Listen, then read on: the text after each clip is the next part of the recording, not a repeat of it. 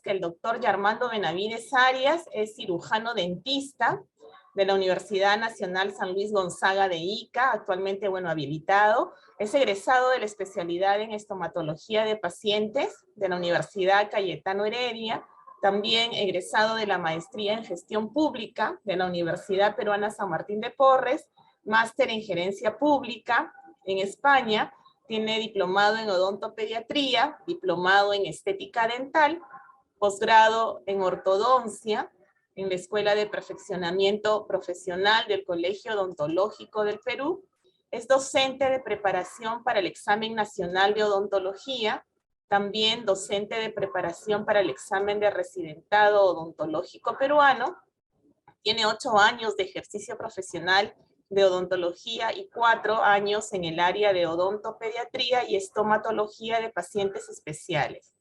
Es miembro de la Asociación Peruana de Odontoestomatología de Pacientes Especiales, ASPODES, miembro de la Red de Especialistas Latinoamericana Síndrome de Prader-Willis, miembro de la Asociación Peruana de Odontología Preventiva y Social, fundador de la filial ICA, es conferencista nacional y docente de capacitación clínica en odontopediatría y pacientes especiales, realiza su práctica privada también en atención de niños y pacientes especiales, tiene un diplomado en cirugía periodontal en Brasil y un diplomado en ortopedia maxilar también en México.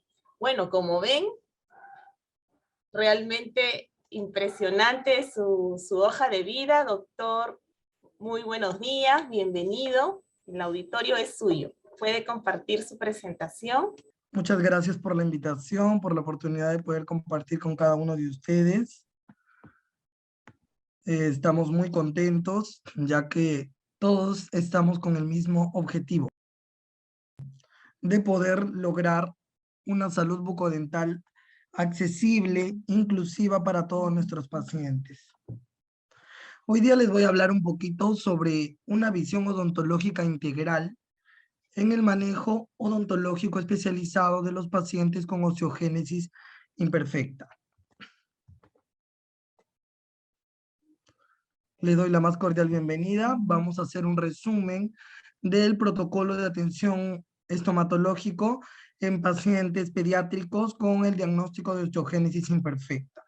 Tomando en cuenta, en primer lugar, que la osteogénesis imperfecta es una enfermedad anteriormente considerada hereditaria, aunque actualmente ya se ha considerado que también genéticamente pueden haber algunos cambios que no necesariamente vengan de los progenitores, es decir, de los padres.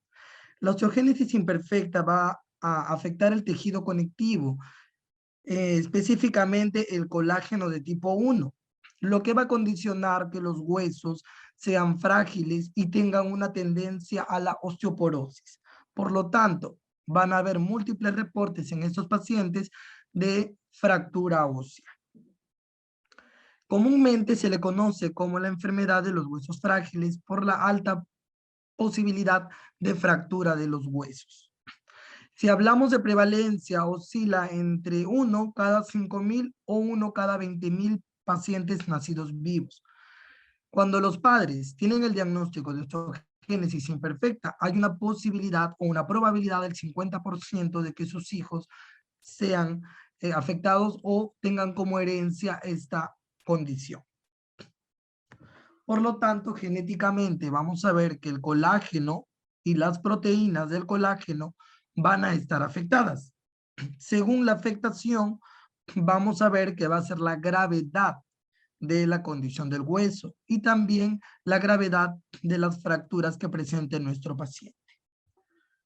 Si hablamos un poco de genética, podemos determinar que la osteogénesis imperfecta puede ser hereditaria como un rasgo autosómico dominante y autosómico recesivo. Dominante cuando uno de los progenitores posee el gen o el cromosoma 7 y 17 afectado y este puede ser heredado a sus hijos. De carácter autosómico recesivo cuando ambos progenitores poseen el cromosoma o la afectación del colágeno tipo 1. También se han reportado presentaciones espontáneas, por eso que ya no decimos que específicamente es un trastorno hereditario, sino también pueden haber cambios a nivel del colágeno, a nivel del cromosoma 7 y 17, y no necesariamente han sido heredados por alguno de los padres.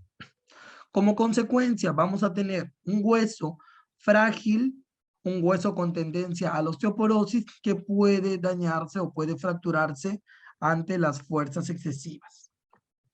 ¿Qué características va a presentar nuestro paciente?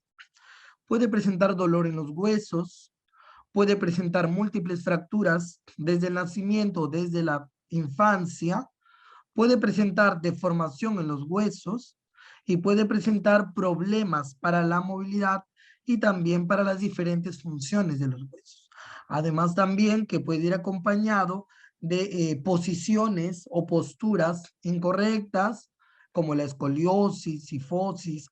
Puede también presentar algunos problemas musculares, ya que recuerden que las inserciones de los músculos vienen aquí a nivel de los huesos, ¿no? Cambios en la postura, y es importante tomar en cuenta también el tema reparativo de las heridas óseas y de los tratamientos a futuro que van a recibir. Por lo tanto, es importante que todos los profesionales de la salud que vamos a atender a pacientes con osteogénesis imperfecta tengamos el conocimiento de el origen, el tratamiento y cómo vamos a ayudar al paciente a lo largo de su vida a tener una excelente calidad de vida. Silence, en el año 1979, hizo una clasificación inicial. Recordemos que ahora en el 2004 y en el 2006 se modificó. Es importante que el profesional de la salud conozca la clasificación para que pueda dar el tratamiento según su área, considerando el tipo de osteogénesis imperfecta que presenta nuestro paciente. Vamos a tener un tipo 1 que va a ser leve, el tipo 2 que va a ser letal y que generalmente el paciente no va a llegar a vivir. Vamos a tener el tipo 3 que va a caracterizarse porque las deformidades y las fracturas y las alteraciones óseas van a ser progresivas, iniciando desde la infancia y siendo más prevalentes en la pubertad o adolescencia. También vamos a tener el tipo 4 que va a ser moderadamente grave, van a ser alteraciones en la forma, en la calidad del hueso, que van a también ser progresivas conforme va el desarrollo de nuestro paciente. Entonces, la pregunta es, ¿cómo va a ser el trabajo en equipo? Necesitamos trabajar en equipo, necesitamos conocer el personal de salud que va a ayudar a este paciente. No podemos trabajar de manera aislada. No solamente es un trabajo del médico o del genetista o del pediatra o del traumatólogo o del cirujano ortopédico, sino también es un trabajo que incluye fisioterapia, rehabilitación, psicología, eh, neurocirugía en algunos casos, odontología de pacientes especiales, que es una especialidad de la odontología, donde nos capacitamos, hacemos un residentado de 2 años para poder atender a pacientes que tienen condiciones especiales, enfermedades congénitas, discapacidades, enfermedades infectocontagiosas, enfermedades de riesgo, ¿no? De esta manera estamos más capacitados para poderle dar al paciente una atención odontológica de calidad en base a su diagnóstico, en base a sus condiciones especiales. Entonces, desde que el paciente nace, ya se hace una evaluación, un tamizaje. Desde que el genetista, el neonatólogo, el pediatra evalúan las primeras manifestaciones, ¿no? Y a través de pruebas genéticas se puede dar un diagnóstico de osteogénesis imperfecta. ¿Para qué? Porque nosotros vamos a tomar en cuenta este diagnóstico para poder tratar a lo largo del tiempo al paciente y disminuir las complicaciones, que es lo que queremos, darle calidad de vida. Siempre buscar la mayor cantidad de alternativas para el paciente. Vamos a trabajar con fisioterapia y rehabilitación para maximizar la función motora desde la infancia. Igual el odontólogo de pacientes especiales va a evaluar la función orofacial, mejorar la tonicidad orofacial y las estructuras óseas del macizo facial. También vamos a recordar que este paciente va a recibir cirugías a largo plazo, ¿verdad? Tanto por traumatología y cirugía ortopédica. Entonces es importante también considerar que los cambios que se producen en los huesos largos también se pueden producir a nivel de la articulación temporomandibular, que es la articulación que permite abrir y cerrar la boca. También vamos a evaluar que vamos a tener a un paciente que va a estar sometido a cirugías correctivas, osteotomías, en algunos casos colocación de clavos intramedulares para poder corregir la postura y la forma y la distribución de los huesos. También vamos a tener un paciente que va a recibir un tratamiento farmacológico.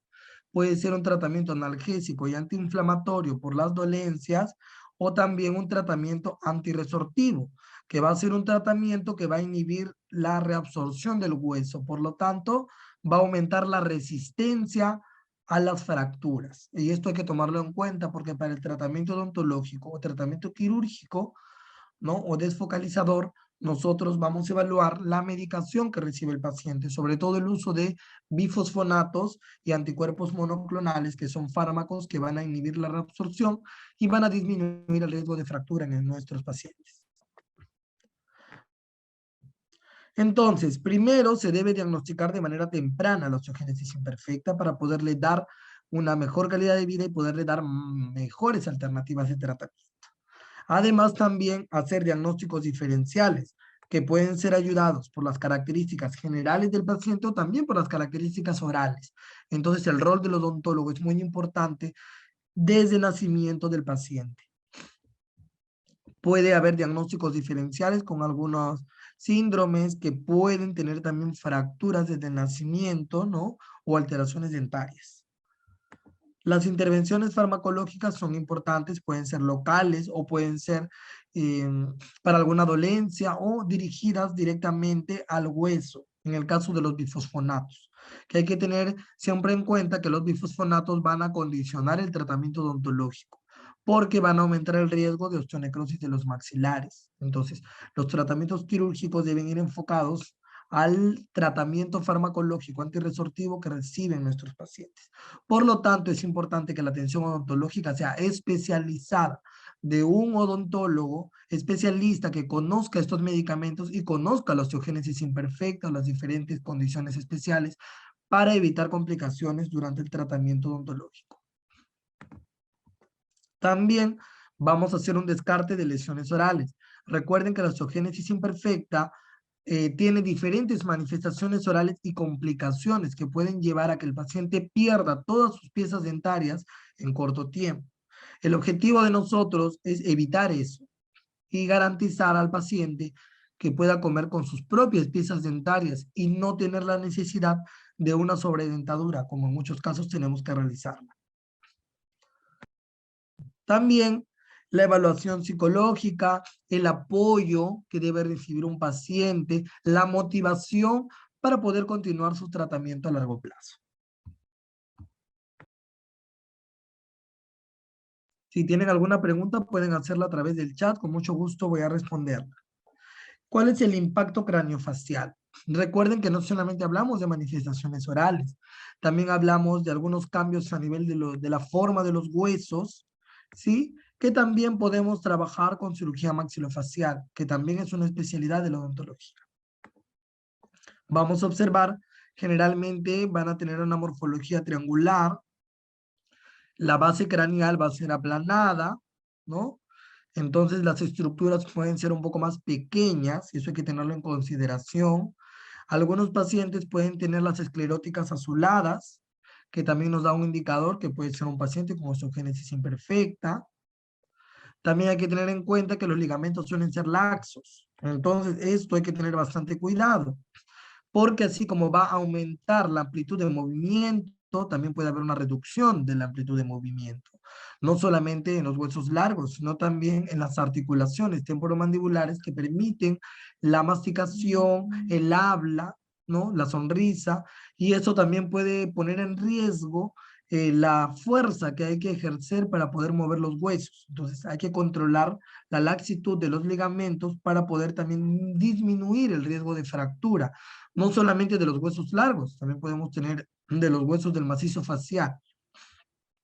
Vamos a ver que los huesos pueden tener un tamaño reducido o una forma alterada, Y esto es importante evaluar que el niño desde temprana edad tenga una articulación correcta, una mandíbula correcta, un maxilar superior correcto, ¿no? Un arco cigomático adecuado para poder lograr también un desarrollo adecuado del macizo facial.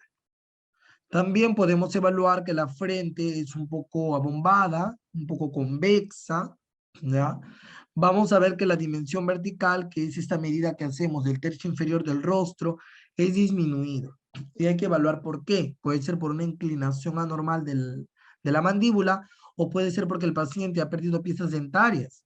Y cuando pierde piezas dentarias a temprana edad, se reduce el diámetro inferior. Entonces el paciente va a tener un aspecto facialmente hablando, ¿no? De una persona mayor. Nosotros tenemos que ayudar a que el paciente recupere su altura del tercio inferior, también para mejorar la masticación y el habla. También pueden presentar alteraciones de la audición como la hipoacusia, quiere decir que van a oír un poco menos, ¿ya? Y también hablamos de la pérdida de piezas dentarias a temprana edad, lo que llamamos el edentulismo, ¿no? Hay que luchar para que los pacientes no pierdan sus piezas dentarias. Y eso es un trabajo en equipo, un trabajo entre el cirujano dentista y también entre los familiares, que hay que apoyar al paciente también con una alimentación que tenga poca azúcar, pocos carbohidratos para ayudar a mantener esas piezas dentarias. Vamos ahora a hablar un poco del impacto en la cavidad oral de la osteogénesis imperfecta. Primero, desde pequeñito, desde que nace mi paciente, yo tengo que pasar una evaluación por la especialidad de estomatología de pacientes especiales, que es una especialidad que atiende a todos los pacientes que tienen alguna condición especial. Vamos a hacer el primer examen preventivo, vamos a evaluar al bebé, vamos a evaluar sus rodetes, cómo se encuentran, si tiene ya indicadores de futuras manifestaciones orales en la boca. Vamos a hacer el control de la erupción dental, ya que recordemos que la dentinogénesis imperfecta o la displasia dentinaria, que son las alteraciones más frecuentes en la estructura de los dientes, se pueden diagnosticar a temprana edad, sobre todo en la dentición de leche o en la dentición decidua. Por lo tanto, la evaluación es desde que el paciente ya empieza a tener erupción de piezas dentarias. No hay que esperar, no hay que esperar a que el paciente ya tenga dientes rotos para recién traerlo, no. Hay que nosotros hacer una evaluación preventiva desde el inicio, ¿ya? También tenemos que hacer una guía de erupción. ¿Por qué? Porque la dentinogénesis imperfecta también puede afectar a los dientes permanentes. Entonces yo voy a evaluar desde que mi niño empieza su erupción para garantizar que los dientes no se rompan y puedan lograr cumplir el ciclo que le corresponde. Siempre vamos a tener un enfoque preventivo. Nunca vamos eh, a esperar que sucedan complicaciones para recién llevar. Y eso es un llamado de atención a los papis. A veces llevan al paciente cuando se rompen los dientes y no lo llevan desde temprana edad. Tienen que llevarlo desde temprana edad para que nosotros podamos evaluar al paciente desde pequeño. ¿Ya? También vamos a evaluar las diferentes manifestaciones que va a tener nuestro paciente con osteogénesis imperfecta. Desde los problemas de maloclusión o problemas de mordida, donde generalmente vamos a encontrar una mordida clase 3, donde la mandíbula va a estar proyectada hacia adelante y vamos a tener una mordida cruzada, que esto va a ser muy malo. No solamente por el tema estético, sino también porque si nuestro paciente no muerde bien, las fuerzas van a direccionarse de manera errada y esto va a aumentar la posibilidad de que se rompan los dientes. Entonces yo no quiero que se rompan los dientes. En las agenesias vamos a tener ausencia de algunas piezas dentarias o la pérdida de piezas dentarias a temprana edad. ¿Ya? Sí, lo que pasa es que la osteogénesis imperfecta siempre va a tener alteraciones estructurales. El diente no va a ser de la misma calidad.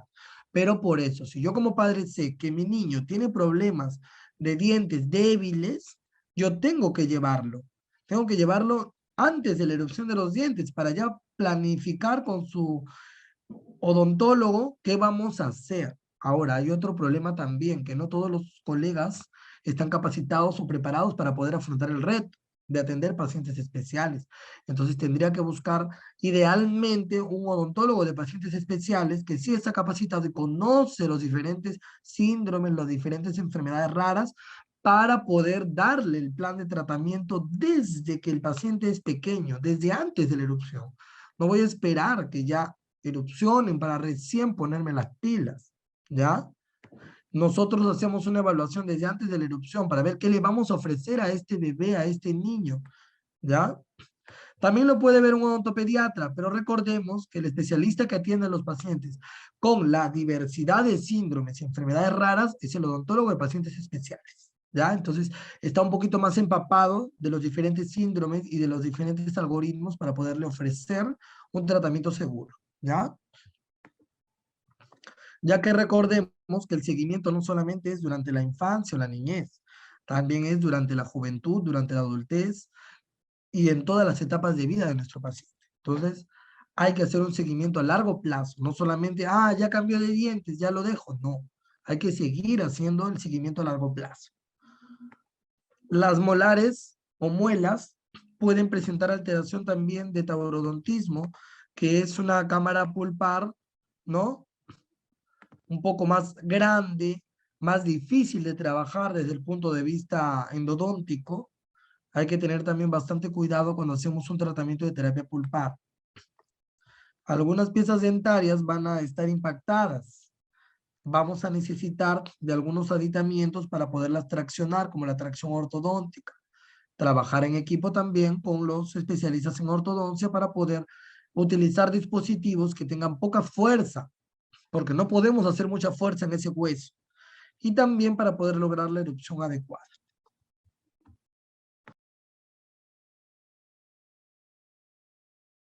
También vamos a tener alteraciones de la calidad de las piezas dentarias, ¿no? Vamos a ver la dentinogénesis imperfecta y también algunos reportes de displasia dentinaria tipo 1 y tipo 2.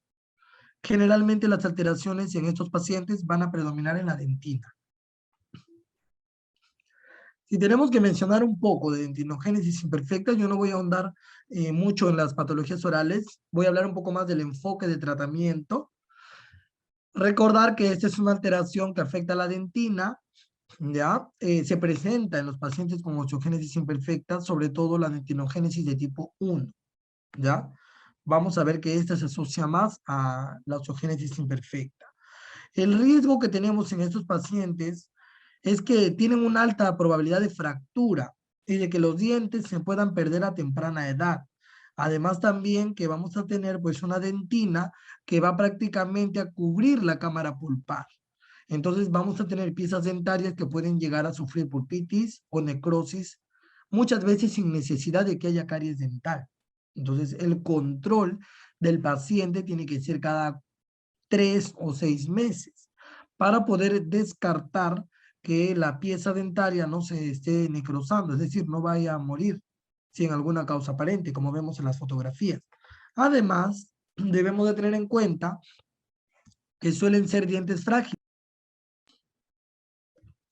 La lesión se localiza a nivel de la dentina, que es ese tejido que está cerca a la pulpa dentaria. También vamos a ver que los dientes pueden tener un cambio de coloración y estéticamente esto pues para los pacientes no es muy aceptado. Pueden ir desde el color azul, desde el color amarillo, el color marrón o con un color gris opalescente como podemos observar en las fotografías, ¿ya?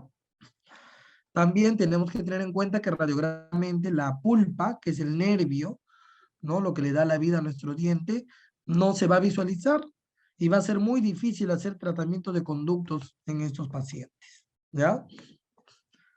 También tenemos que tener en cuenta que van a perder su forma con facilidad. Entonces, muchas veces hay que proteger estas piezas dentarias con alguna férula protectora, controlando la mordida, que sea una mordida óptima para que las fuerzas se distribuyan de manera equitativa, ¿ya? Recordemos también que se clasificó la dentinogénesis en 3 tipos. La primera, la dentinogénesis de tipo 1, que generalmente se asocia a la osteogénesis imperfecta y es la que vamos a observar en estos pacientes.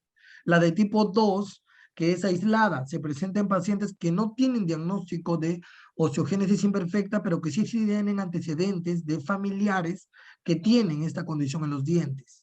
Recordemos que esta va a afectar con mayor posibilidad en la dentición de leche o decidua y una menor probabilidad de afectar la dentición permanente. Entonces eso hay que estar siempre pendientes. Y la de tipo 3, que fue descubierta en Maryland y que prevalece más en la población de los Estados Unidos, que es la dentinogénesis de tipo Brandway. La de tipo 1 es la que vamos a observar nosotros, ya que está asociada a la osteogénesis imperfecta, pacientes con escleras azules, dentina opalescente y una alta posibilidad de fractura de las piezas dentarias. Lo que siempre tenemos que evaluar en nuestros pacientes es un examen clínico y un examen radiográfico, ya que miren, no se logran visualizar, ¿no?, los conductos radiculares ni la cámara pulpar. Entonces va a ser muy dificultoso un tratamiento de conductos en estos pacientes. A la vez también vamos a utilizar la clasificación de Silence, ¿no?, que lo va a dividir en 4 grupos, aunque actualmente a partir del 2004 se utiliza la clasificación de 6 subtipos de osteogénesis imperfecta, donde vamos a tener que evaluar la dentinogénesis imperfecta, que generalmente está presente, ¿no?, en la mayoría de casos, para poder dar un tratamiento a futuro y evitar la fractura de las piezas dentarias. Otra cosa que hay que tener en cuenta, que el cirujano dentista tiene que diferenciar que la dentinogénesis imperfecta no es igual que la displasia dentinaria. Hay pocos reportes de pacientes con displasia dentinaria en osteogénesis imperfecta, pero hay, ¿no? Entonces hay que tener en cuenta que la displasia dentinaria se divide en 2 grupos, displasia de tipo 1 y displasia de tipo 2. La dentinogénesis imperfecta se va a dividir en 3 grupos. La que nos va a llamar la atención a nosotros, en este caso la de tipo 1, porque se va a asociar a pacientes con osteogénesis imperfecta, ¿verdad? Vamos a ver dientes con alta posibilidad de fractura, ausencia de cámaras pulpares, y hay que tener en cuenta que puede afectar la dentición permanente como la decidua. Pero en este caso, al estar asociada la de tipo 1 a la osteogénesis imperfecta, afecta con mayor posibilidad la dentición decidua. Entonces todavía tenemos una esperanza, una motivación de que vamos a poder lograr tratar las piezas permanentes. En la displasia dentinaria, sí, las presentaciones clínicas son un poco menos alentadoras, ya que pueden afectar, como en la de tipo 1, toda la raíz y pueden producir pérdida de las piezas dentarias por infecciones apicales a temprana edad, y la de tipo 2, que es un poco más rara y que solamente se limita a la corona del diente. En cuanto a la alteración de la mordida o de la oclusión de los pacientes, siempre debemos, como cirujanos dentistas, evitar el trauma de oclusión, la tricción dental, porque va a alterar la mordida y también la altura del tercio inferior facial. Tenemos que elaborar ajustes de oclusión mínimamente invasivos o el uso de férulas protectoras. Estas férulas tienen que ser diseñadas en un articulador semiajustable, que es un instrumento que utilizamos para poder reproducir los movimientos de la mandíbula. No puede ser de manera arbitraria, ¿ya? Y elaborar férulas protectoras para que los pacientes no pierdan la estructura dental y poderlas mantener a lo largo del tiempo, ¿sí? También debemos reconocer que es importante la atención especializada a estos pacientes. Para ello, la odontología tiene diferentes especialidades, ¿no? Así como hay patología oral para ver todas las lesiones orales que presentan esos pacientes a nivel también del macizo facial. También hay un área de odontología de pacientes especiales que va a atender todas las condiciones sistémicas, las enfermedades raras, enfermedades infectocontagiosas, discapacidades, trastornos degenerativos, síndromes. Este odontólogo va a estar capacitado para poder atender a todos estos pacientes y darles un plan de tratamiento en base a su diagnóstico. Si el paciente tiene un diagnóstico de síndrome de Down, le va a dar un tratamiento adecuado. Si tiene un diagnóstico de osteogénesis imperfecta, también. Si tiene un diagnóstico de síndrome de Prader-Willis, se lo va a dar. Entonces, estamos capacitados para atender al paciente en base a su diagnóstico sistémico, pudiendo atenderlo de manera ambulatoria, a través de la sedación, a través de una unidad de cuidados intensivos cuando se requiere, o a través de sala de operaciones cuando sea el caso. ¿Cuáles son los objetivos del plan de tratamiento odontológico de un paciente con osteogénesis imperfecta? Primero, prevenir las lesiones de caries dental, darle consejería a los padres, fluorizaciones, aplicaciones de barnices y proteger la estructura del esmalte también. ¿Por qué? Porque el esmalte va a ser muy frágil, ya que la dentina le va a dar el soporte. No solamente es que la dentina va a estar en riesgo. Acá vemos que estamos haciendo aplicación de barnices fluorados en un paciente con dentinogénesis imperfecta. Segundo, vamos a proteger las estructuras de soporte. Primero, con el uso de algunos tratamientos de recubrimiento en piezas que ya están con mucha fractura y mucho desgaste, vamos a utilizar coronas. Pueden ser coronas metálicas o coronas de acero que anteriormente se usaban y ahora ya la tecnología nos ha ayudado a utilizar coronas con materiales más estéticos. También el control de la placa dental es importante, ¿ya? Es importante trabajar en equipo siempre, ¿no? Pueden, idealmente debería haber esta especialidad en los hospitales, ¿no? Yo creo que también aprovecho para hacer un llamado y una motivación al Ministerio de Salud. Hay especialistas en pacientes especiales, pero la mayoría no estamos laborando en un sector público, estamos laborando en el sector privado.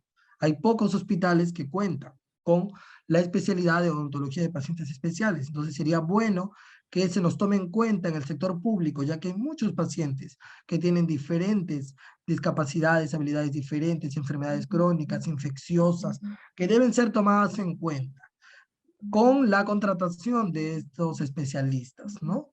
Así como hay necesidad para los niños, el área de odontopediatría, el área de patología, que hay muchas lesiones, cáncer bucal, tumoraciones. También hay tratamiento odontológico para pacientes con enfermedades sistémicas y también síndromes. Entonces, debería tomarse en cuenta la contratación de estos especialistas para poder trabajar en el sector público y darle atención gratuita a nuestros pacientes que tanto lo necesitan. Justo este sector de pacientes eh, sistémicamente comprometidos o especiales son los que más necesitan atención y mayor cuidado tienen que tener. Entonces, sería adecuado que los hospitales cuenten con estos pacientes, con estos profesionales que atiendan a los pacientes. Me preguntan sobre los tejidos de soporte. Bueno, aquí vamos a tener la encía como tejido blando, el hueso y el ligamento periodontal. El alisado radicular es un tratamiento que se realiza en pacientes que tienen mucha placa dental. Recordemos que un paciente con osteogénesis imperfecta tiene un hueso que puede ser un poco más poroso y más frágil. Entonces, el periodonto, que es el tejido que le da soporte a estos dientes, tiene que estar desinflamado, no puede tener placa dental. Nosotros utilizamos dos fases de tratamiento. La fase 1, que es para eliminar el sarro y hacer un alisado radicular con un equipo especial ultrasónico o con curetas manuales. Y luego una fase quirúrgica donde protegemos, ¿no? Protegemos todas las estructuras de soporte a través de una cirugía, ¿ya? Ah, saludos, doctora Tania. Qué gusto, qué gusto.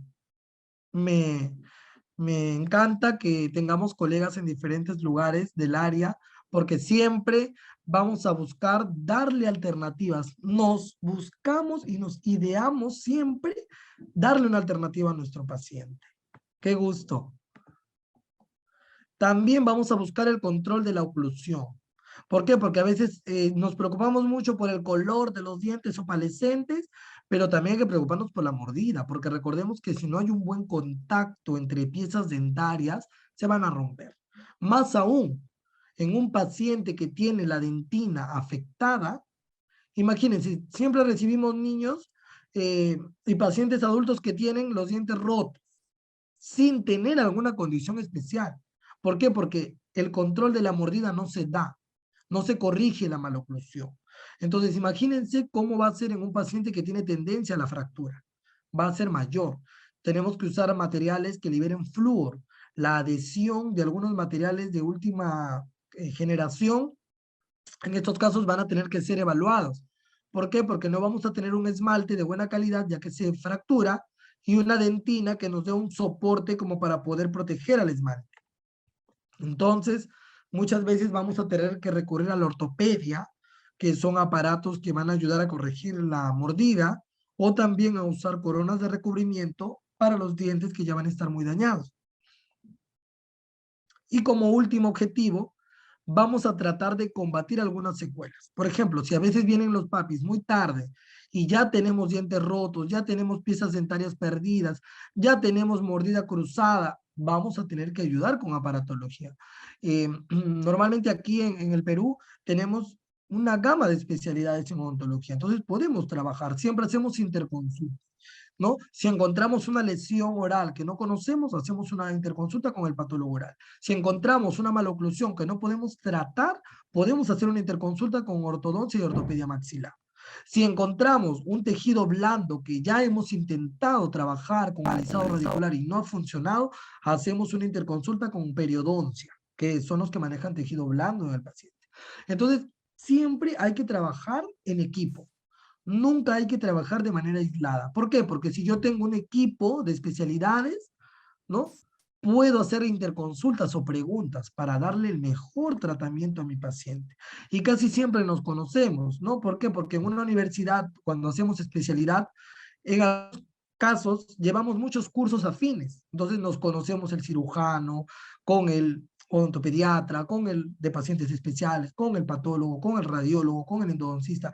Nos conocemos durante la residencia. Entonces, siempre es bueno que mantengamos esos lazos de unión para podernos hacer interconsultas y poder comentar, oye, tú como periodoncista, ¿qué me recomiendas?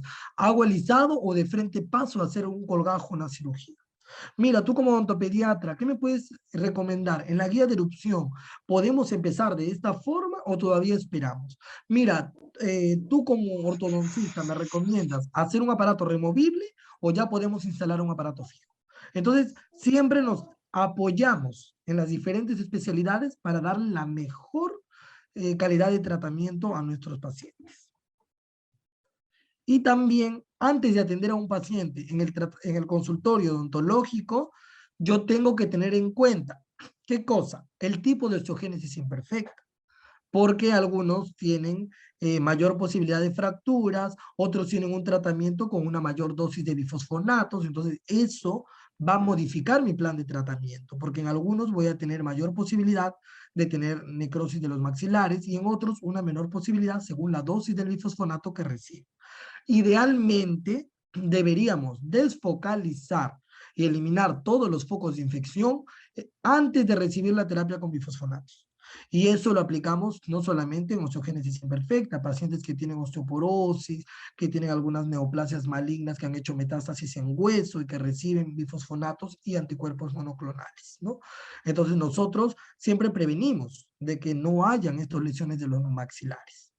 También acondicionar el consultorio a los pacientes. Tener un consultorio agradable, desde temprana edad el paciente vaya motivado, evitar la restricción física que a veces la utilizamos, hacemos uso de papús o de baby wrap o de pedi wrap, que son medios, herramientas que utilizamos para poder hacer contención física.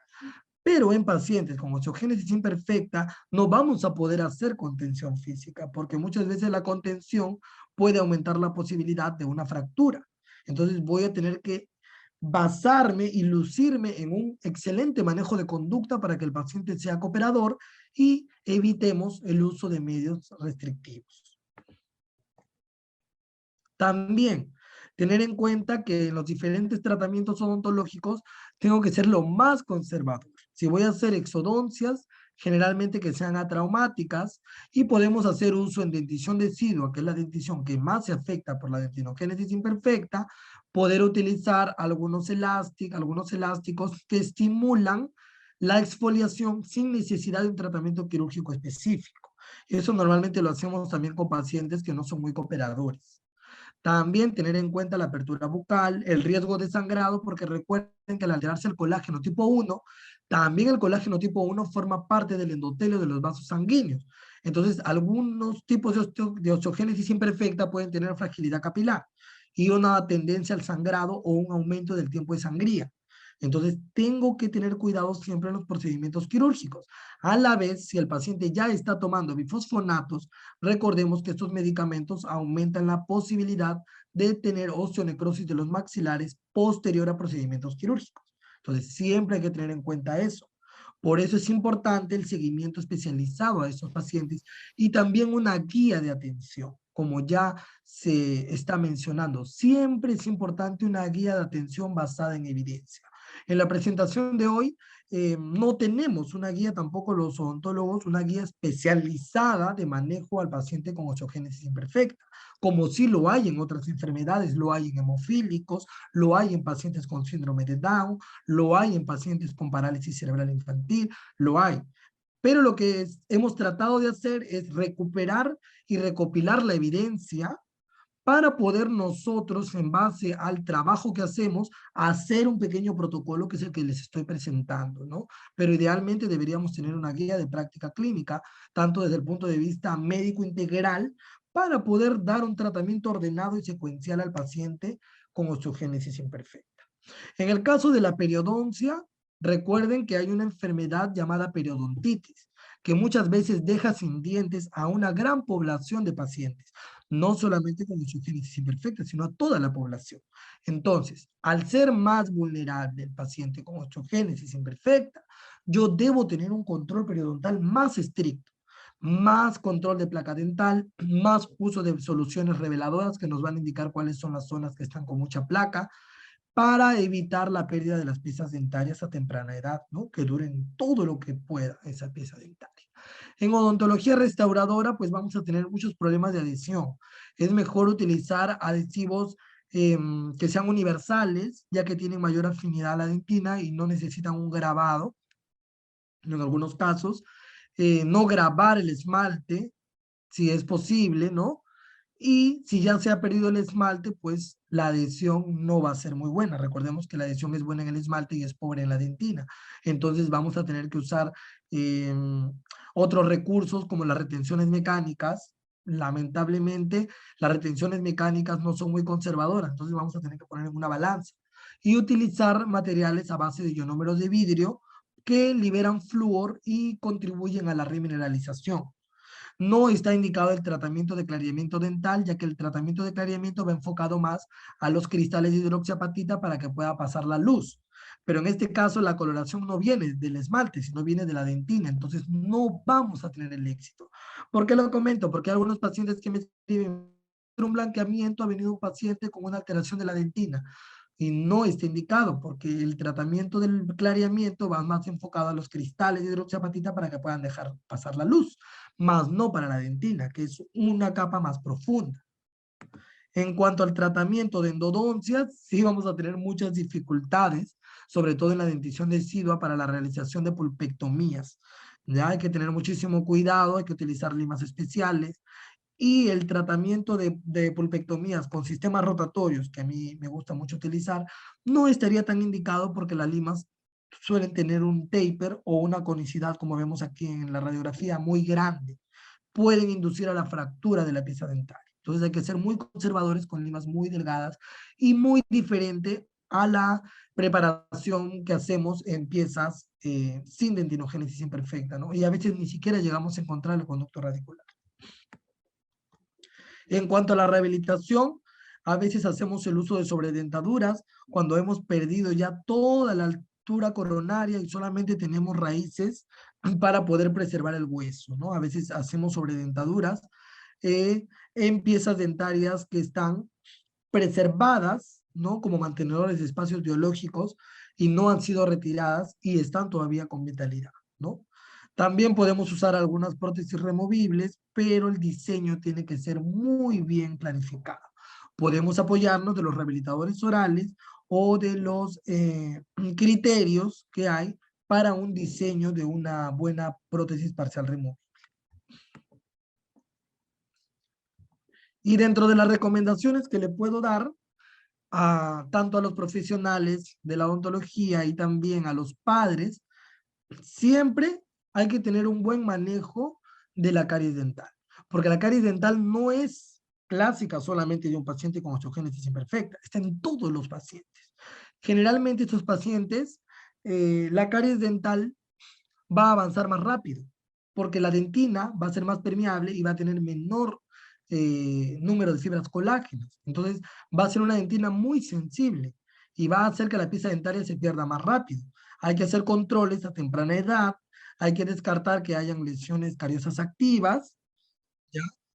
Entonces, me quedé en que estábamos hablando del riesgo de caries. Hay que tener en cuenta siempre, como en todo niño, desde el nacimiento es importante que acuda a una evaluación. Sobre todo, motivar a los padres que el cepillado debe ser desde que erupciona la primera pieza dentaria. No hay que esperar que tenga todos los dientes, que cumpla los 2 años, como a veces hay algunos mitos que se comparten entre las mamis o entre los familiares.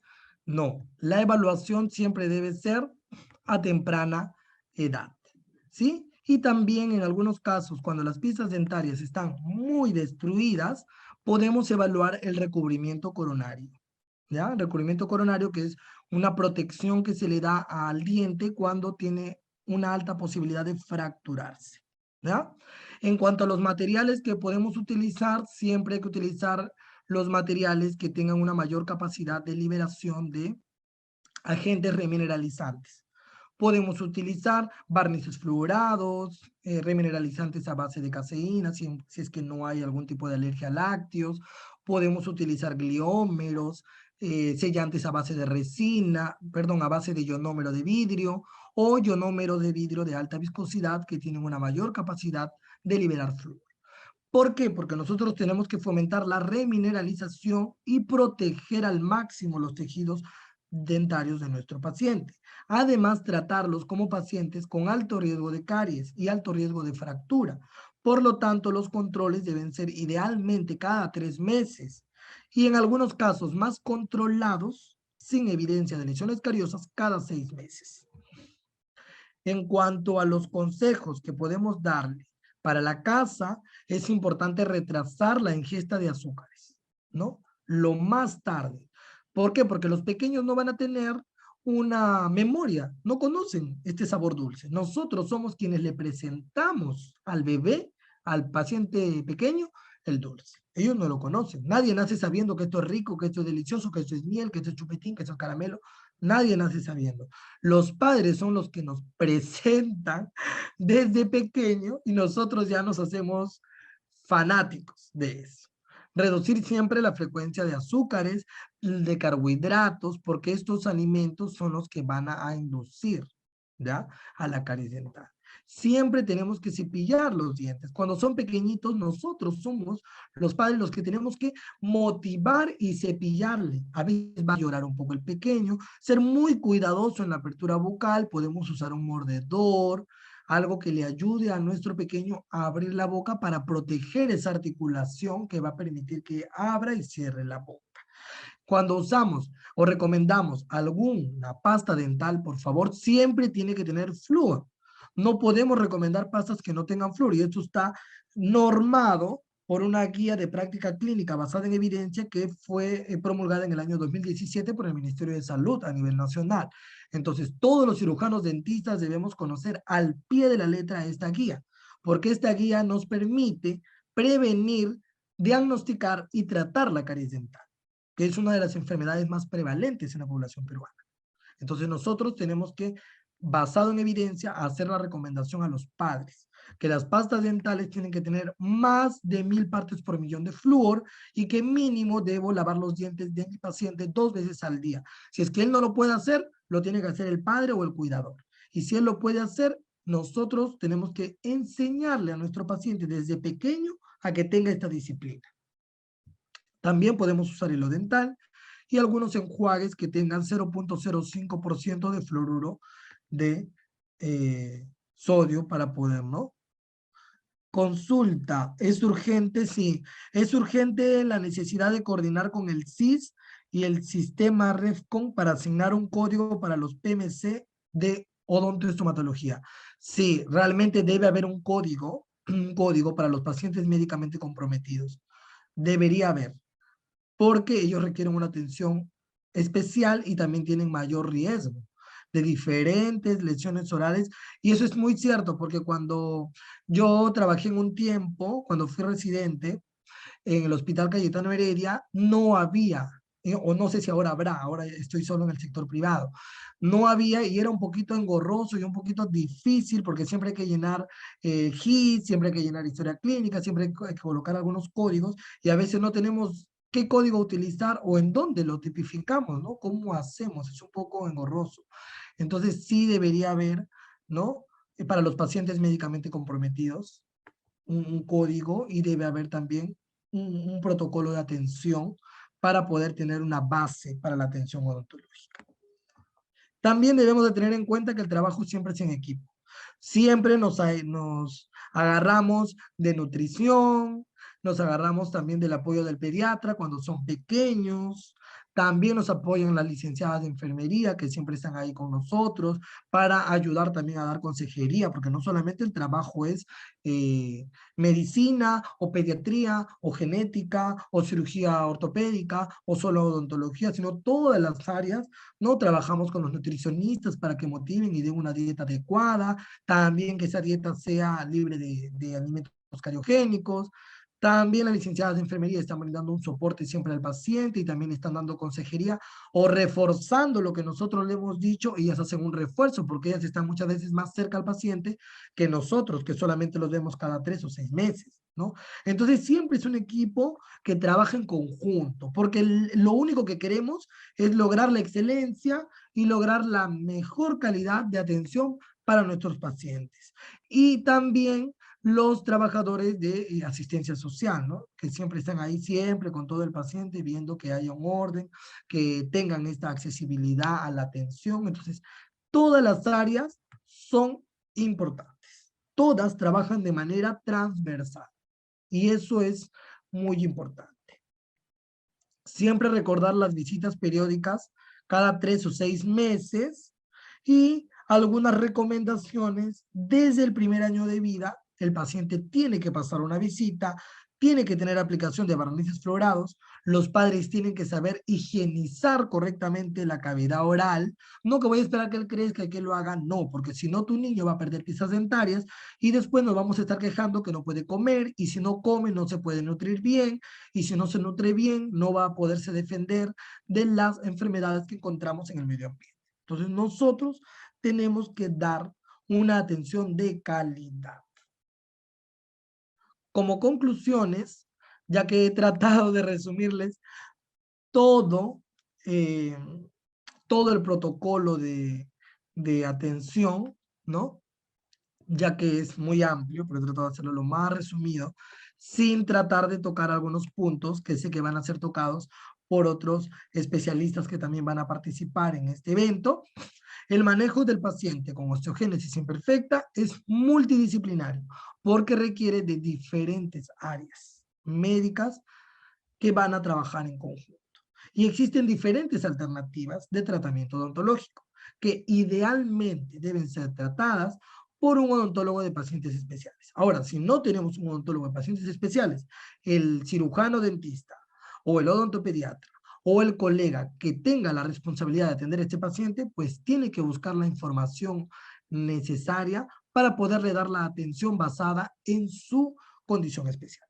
Sé que no es mucha la información que tenga un alto nivel de evidencia. No hay. Hay algunas, sobre todo en cuanto al uso de bifosfonatos y el uso de cirugía o extracciones dentales. En eso sí hay. ¿Por qué? Porque la osteogénesis imperfecta, la osteoporosis, las metástasis en hueso son algunas condiciones que reciben tratamiento con bifosfonato. Entonces ahí sí hay un poco más de información. Pero en cuanto a los tratamientos preventivos y a las correcciones o al tratamiento de dentinogénesis imperfecta, todavía hay mucha controversia. Entonces normalmente nos basamos en la consejería o en algunos reportes que hay de tratamientos que ya han sido realizados. Recuerden que mientras más temprana sea la intervención, mejores serán los resultados. Yo no voy a esperar, y siempre le jalo las orejas a los padres que vienen a veces con la dentición ya toda destruida. Entonces, no puedo esperar. Yo tengo que adelantarme y tengo que prevenir. Me preguntan en cuanto a los barnices fluorados, va a depender mucho del riesgo de caries. A veces lo aplicamos cada 3 meses o a veces 2 veces al año, que es cada 6 meses. Generalmente evaluamos el riesgo de caries. Pero si por un tema económico o por un tema de acceso no puedo, al menos 2 veces al año mi paciente debe recibir este barnizado con flúor. Y si no puede recibir, pues esto nos tiene que llamar a motivar a todos y que a nuestro sistema de salud cada vez más sea más accesible y sea más inclusivo. Igual que los consultorios particulares, siempre se los digo a mis colegas, tienen que ser inclusivos. Tenemos que tener los recursos para atender a niños y adultos de diferentes características. No solamente debemos tener lo clásico que suelen tener todos los consultores. Siempre hay que tratar de dar inclusión a nuestros pacientes. Y por eso es importante que tengamos una guía técnica en salud bucal para pacientes con necesidades especiales. Nosotros hemos tratado de hacer algunas publicaciones con algunas asociaciones de odontología preventiva, como APOPS, que es una de las que pertenezco, pero son dadas para pacientes especiales de manera general. Pero sería bueno que tengamos algo específico para cada una de las condiciones especiales que hay en nuestro país y también a nivel mundial. Y recuerden siempre que la familia cumple un rol determinante en el éxito de los tratamientos planteados. Y siempre se lo digo a los tutores o a los padres. Yo hago un 50% con todo el amor del mundo. Y ustedes hacen el otro 50% en casa, siguiendo las indicaciones, estando motivados y teniendo ese amor y esa disciplina y esa constancia de que con esa constancia vamos a tener los mejores resultados. Así que recuerden que mientras haya amor y paciencia, todo se puede lograr y podemos llegar a tener resultados impresionantes. Así que les agradezco muchísimo por haberme considerado. Estoy muy contento porque sé que es una población que necesita mucho apoyo y mucha vocación, y a la vez también por estar al lado de colegas que son muy reconocidos, y aprovecho también en reiterar mi admiración al doctor Wilson Delgado, que está aquí, que he tenido la oportunidad de ser su alumno en el posgrado, así que le reitero mi admiración y me da muchísimo gusto de compartir este evento al lado de él, que es un colega y un docente muy reconocido y muy respetado.